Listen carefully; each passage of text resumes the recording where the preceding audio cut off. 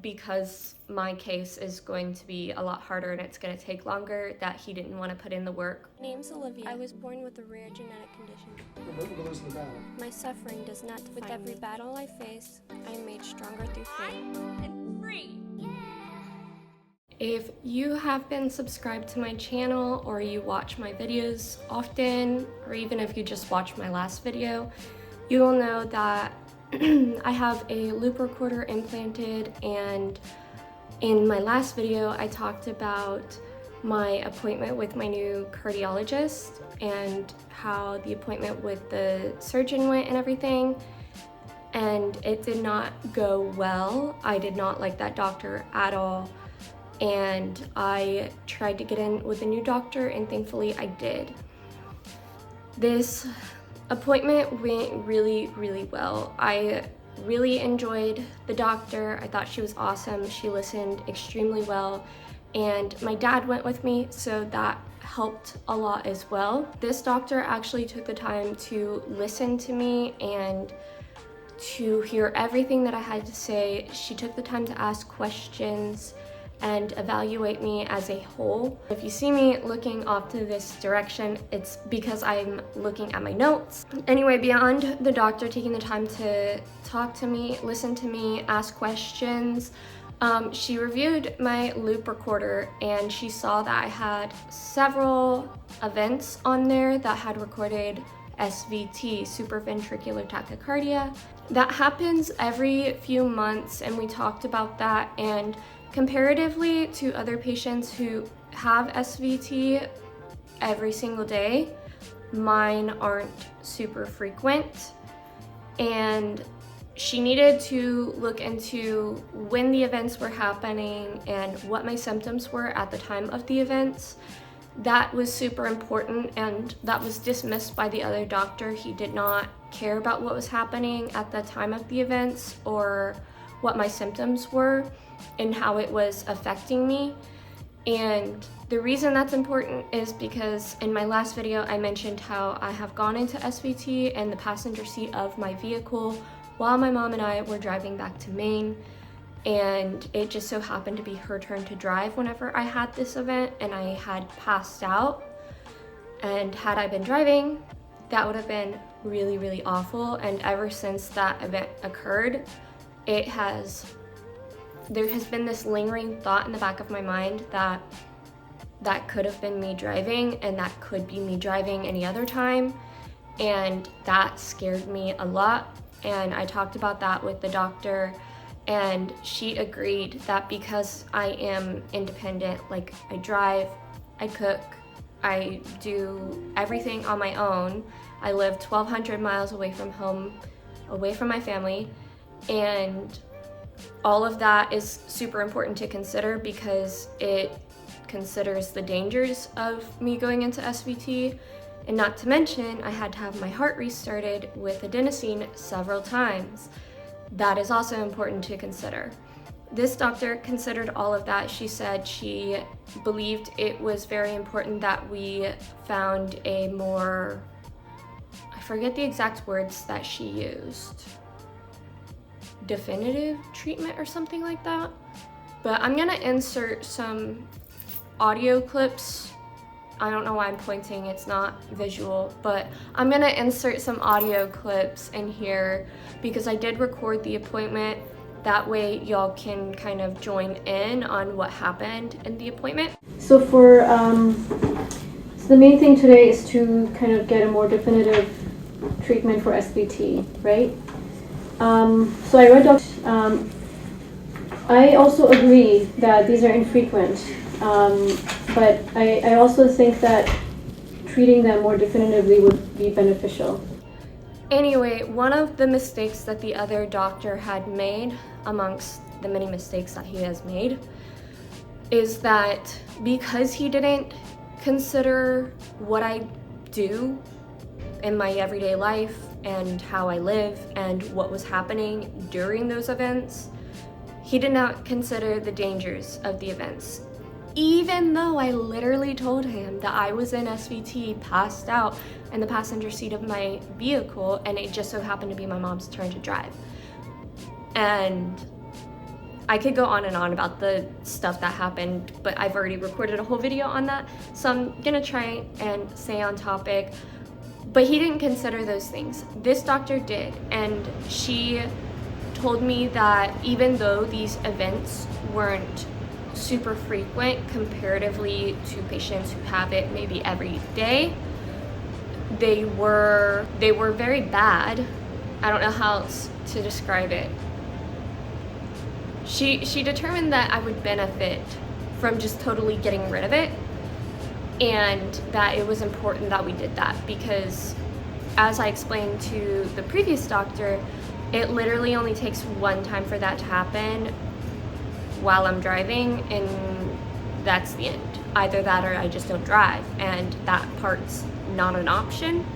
So it greatly affects my ability to function in the world as an independent adult. For those reasons, this doctor determined that it would be very beneficial for me to get this problem just totally fixed. Getting this problem fixed would involve getting a EP study and a cardiac ablation. Basically, what they're going to do is go into my heart and try to induce the SVT, and then they're going to either freeze or burn that part of my heart. That's a really basic dumbed down version of what she's going to be doing, but I'm gonna insert the audio for the procedure and how she described it right now. The EP study is pretty good, but it's not 100%. It's not something that's 1 + 1 = 2. I'm going to fix everything. The reason why is we have there's risk associated with the procedure, obviously. As with the procedure, even though it's minimally invasive, the risk of any serious complications is 3% or less. So what the idea is that we take catheters out from the groin, go into the heart, and we put them in different areas. And then we try to induce the significant, because the heart muscle, the cells in the heart are able to generate electrical signals. So if I irritate them or I poke them, they will start firing signals, but that does not mean that it's clinically significant.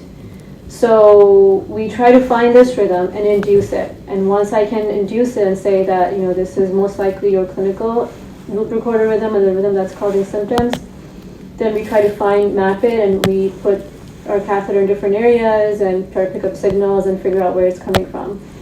If it's in an area that is safe, there's no other, your blood vessels supplying blood to the muscle are not close to it, your natural electrical fibers are not close to it, everything is safe, then we burn those cells. And then after that, we pace and try to stimulate. I give you medications to try to bring out the rhythm, make sure it's gone. And there's very frequent, because the more frequent it is, the easier it is to induce the rhythm in the lab, and the more infrequent it is, the more difficult it is. It is not, so oftentimes, so something like this, I think that it might be a good idea to do the EP study and see what we find, just because your symptoms are quite, bothersome, passing out and all these things. Yeah. But I can't guarantee that I can fix it, or there's nothing else going on, or your symptoms will completely go away. But I'll do my best to try to find it and ablate that area, if I can safely do it. Rarely, we can't induce anything in the lab. Okay. That's a rare scenario, but something like this where it's happening. Okay. That's interesting. I wonder if you guys try to induce the same heart behavior that she's having during the time that she had the episode to induce it. Yeah, so it's just the way sometimes that there's circuits in the heart that we all have, but some of us have certain timing that is more prone to arrhythmias. We all have these circuits, but some of us are more prone to them than others. And so if it's happening when you're not really just randomly driving or whatever you're doing, things like that, if it's happening at that time, sometimes there's sympathetic, stress is one thing. Some people have like a trigger of like perfume or some random triggers. Oh, interesting. So if I can stimulate, come on, and plus we pace really, really fast try to induce something. If there are any gaps in the audio, it's because when I was recording, I had my phone in my fanny pack and my feeding pump was going off, and I'm sure y'all don't want to hear that whirling sound that it makes. So if there's any gaps in the audio, that's why. It's because I cut out the whirling sound. That is what happens in a cardiac ablation, and she basically told me that it's going to be a lot more difficult to do this on me because my SVT occurs less frequently than, like I said, some other patients that might have it every day. So it's going to be harder to find. The surgery might take a lot longer, and that just means that it's going to be harder for her to induce it. And if it's harder to induce it, it's harder to find and harder to ablate. Another thing I wanted to talk about is that during my appointment, something really weird happened. My dad was asking her questions and whatnot, and then she was reviewing some of my documentation while he was asking questions, and she came across some documentation that I sent in due to false documentation during my last appointment. In my last appointment, the doctor had said I was diagnosed with POTS in Chicago, but it was unclear whether or not I even had testing for POTS, and that simply just wasn't true. I had testing within the same exact healthcare organization by a different doctor, so basically in the same office. And I sent that in there because I did not appreciate the fact that they were false documenting on my charts. And after I sent that in, they added it to my file, and that's what the doctor was reviewing when my dad was asking her questions, and that happened to be my tilt table test. And I found out something no other doctor has told me. She was talking about how when my dad was asking questions, that my heart rate's not just like elevated, it's also in an arrhythmia at those times. It's in SVT. And then she said, and this looks like SVT too. And she was looking at my tilt table test. And this is also SVT, right? That in 2018, I think, did you give this to us? Yes, I did. That's from Doc Tilt Table Study. Okay, yeah, so this looks like SVT too, so we can try that if it's, you know. Oh, you guys lay her in supine and have Yes. her. That was for the Tilt Table Study. For this, it'll be kind of, I'll give, anesthesiologist will be there, so he'll kind of give you mild to moderate sedation, kind of keep you awake or drowsy. And the reason for that is sometimes when you're awake and, you know, talking to us is easier to bring on the rhythm. If I put you to sleep completely, then the rhythm also goes to sleep.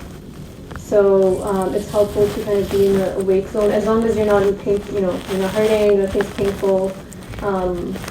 We'll keep you a little bit awake, okay, but comfortable. The environmental stressors help induce it too. So yeah, and there's drugs that increase your sympathetic drive. Right. I had that tilt table test done in 2018. That's when I was diagnosed with POTS. And no one has ever told me that my heart was in SVT during my tilt table test. And I don't understand that. Like, why hasn't anybody ever told me that? Why does it seem like doctors were keeping so many secrets from me? I just don't understand. But now I know that sometimes when I think I'm experiencing a POTS episode, it is sometimes SVT, which is concerning because my heart goes into SVT way more frequently than I ever thought it did. And we thought it was an extremely rare event when my heart went into SVT, but that's not the case. It just happens more frequently than I thought and less frequently than other people's.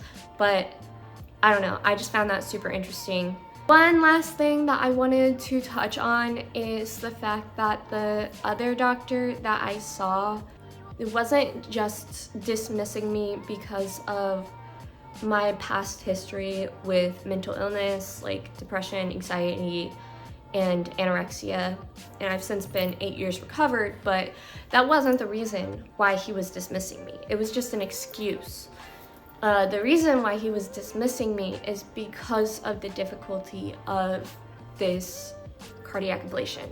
It's going to be a lot harder for them to do the surgery, which I know I've already talked about, but it was really interesting to find that out afterward, and both my dad and I were thinking the same thing, but he didn't, like, neither of us said anything in the appointment, obviously, because neither of us wanted to talk bad about this woman's coworker, her colleague.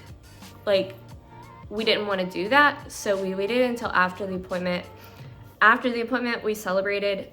He was like, yes, we're gonna get your heart fixed, and we were talking about the appointment, and then I was like, did you hear what she said about the other doctor? And then he was like, yeah, now we know why he's not doing it and why he dismissed you. And then I was like, because it's gonna be harder. And my dad was like, yeah, but this isn't plastic surgery. You can't just like dismiss patients like that when it comes to their heart. And I was like, yeah, I know.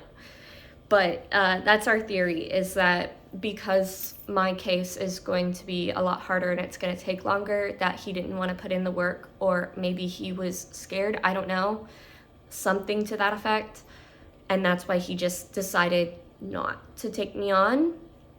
I don't know.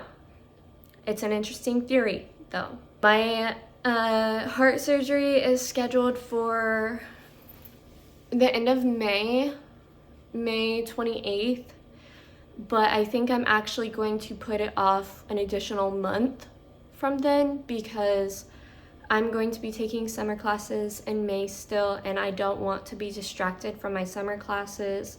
So I think I'm actually just gonna put it off until June, so that I'm done with summer classes, and all I have to think about after that is that I have one more semester until I graduate. So yeah, anyway, that's the big update. Heart surgery sounds crazy. If I think about it, it overwhelms me, but I'm also thankful that it's getting taken care of.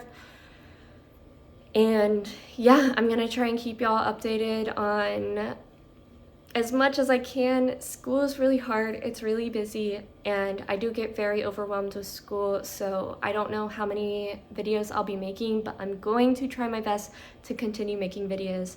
Anyway, if y'all enjoyed this video, please hit that thumbs up button. If you watch my videos but you're not subscribed yet, then hit that subscribe button.